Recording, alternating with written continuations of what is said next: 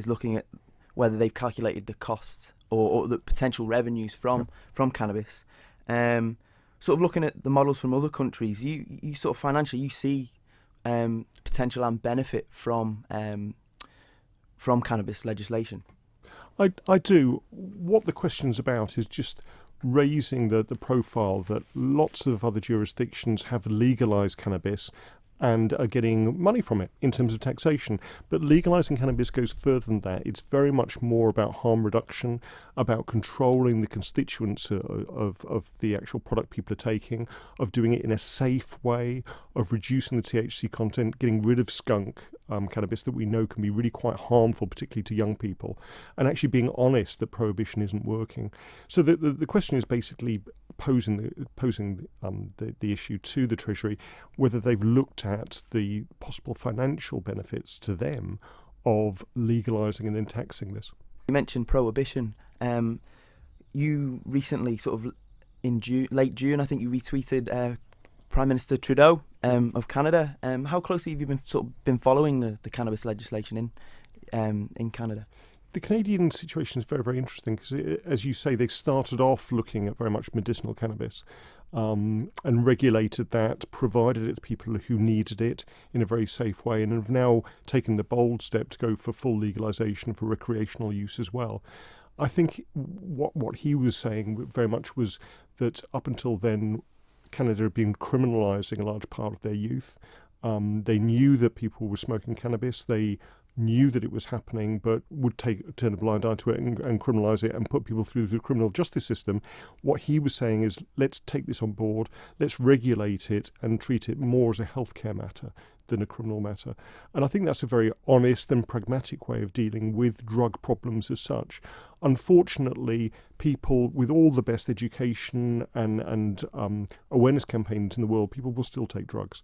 But what we need to do is make it as safe as possible and make sure that if they are running into problems with taking those drugs, whether it be alcohol, tobacco or cannabis, that they actually have the care that they need, if they start having problems. The discourse surrounding cannabis, I think, is it fair to say that it's turned from an if now to a when, and legislation is perhaps inevitable? I think you're right. The other thing that's happened is the whole talk and conversation, the discourse about particularly medicinal cannabis has changed the people taking part in it. We've now got people talking about their children needing cannabis products. We've got older people, particularly in terms of palliative care, wanting to take cannabis. We've got people with either epilepsy, multiple sclerosis, or even Parkinson's experimenting with cannabis.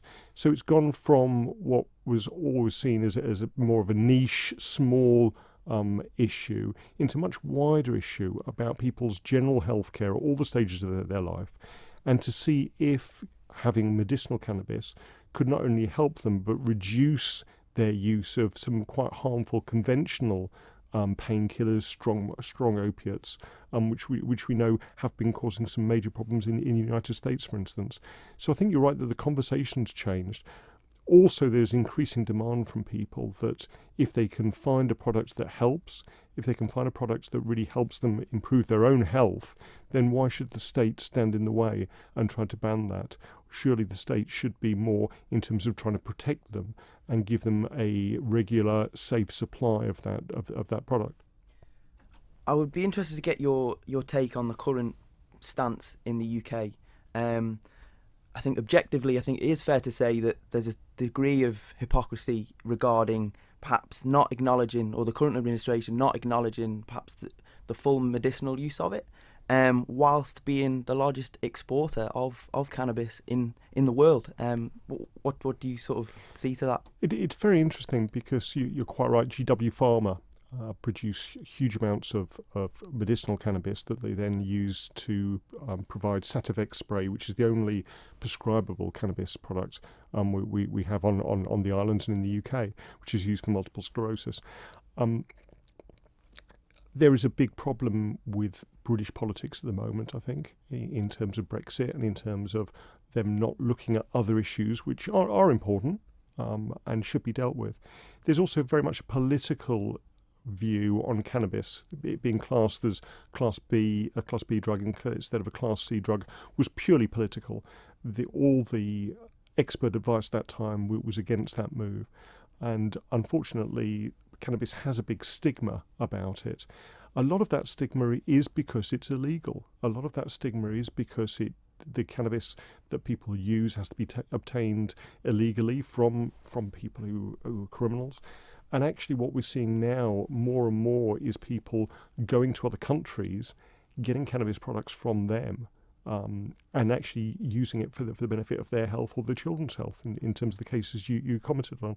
So I think the British government need to wake up to this. I think it's inevitable that with the high-profile campaigns that we've got at the moment in terms of people benefiting from cannabis in ways that they can't benefit from conventional drugs, that we will see a shift in legislation in the UK.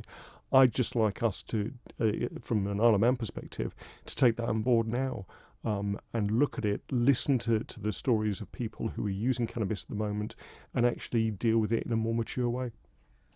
Well, what is the likelihood then of the island perhaps pioneering a law ahead of the UK? I think the Isle of Man government at the moment are ahead of the UK anyway. We've got a drug and alcohol strategy which is looking at the use of drugs on the Isle of Man. It's looking at particularly medicinal cannabis and the pros and cons of bringing that in to the island, and actually having decent observational studies to look at the benefits. One of the problems with cannabis for medicinal use is people will criticise that there isn't enough evidence for it to happen.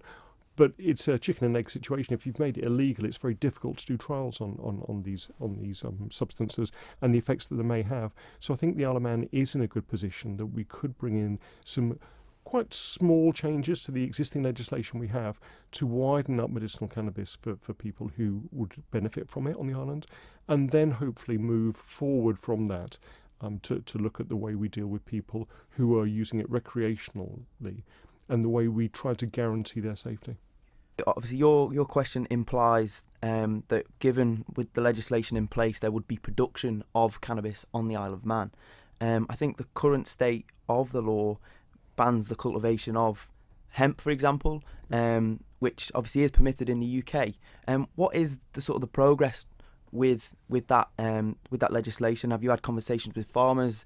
We're always looking to sort of diversify, I suppose. Yep.